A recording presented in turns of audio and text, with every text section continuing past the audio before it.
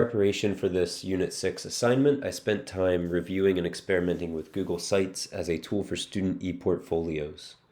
In addition to the time spent this week preparing for this assignment, I have completed a capstone project for a different university years past by creating an ePortfolio with Google Sites.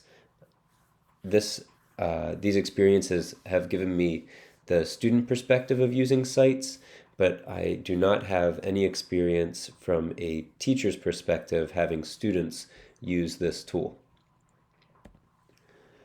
During my experiment and time with sites, I was able to discover some of the advantages for the tool being its shareability and accessibility, the ability to insert multiple forms of media, and the way that the tool is used to create a completely student-centered creation.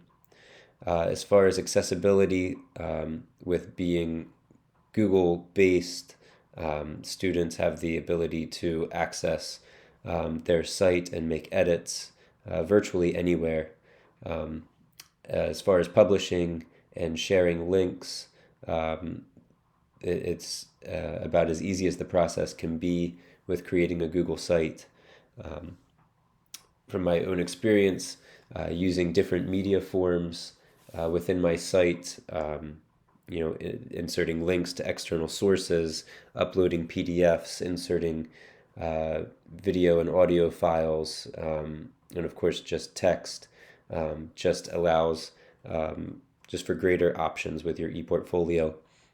And then depending on the teacher's directives, students have complete creative control over the function, the look, the design, and the interface of their ePortfolio, which really gives a true sense of ownership to those students in the project that they are creating.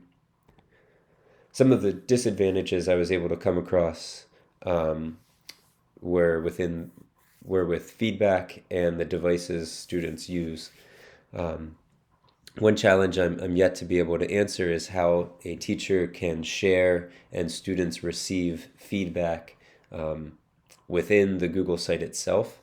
And if this is an important component of the ePortfolio, it's an aspect that could potentially be a big challenge with providing feedback. With devices, I spoke with a member of my district's technology department, and she shared that Sites is not user-friendly for iPads, and I've only ever experienced working with Sites from a computer or laptop, but with the iPad issue, this would create a major challenge with students in my district. As a side note, we were trying to schedule a meeting to discuss alternatives to Google Sites that she actually prefers, but we were unable to make our schedules work before this assignment deadline. Some of the potential uses for Google Sites as an ePortfolio is students using it as a blogging or journaling site.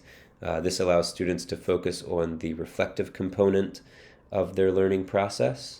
Students can also use this as record keeping, where they're demonstrating their progress and growth over time, whether it be within a unit, a course, a year, or a full course view, a full schooling view. And students can also use the Google Sites ePortfolio as a showcase of their key components and features that are most valuable to them for sharing their student story.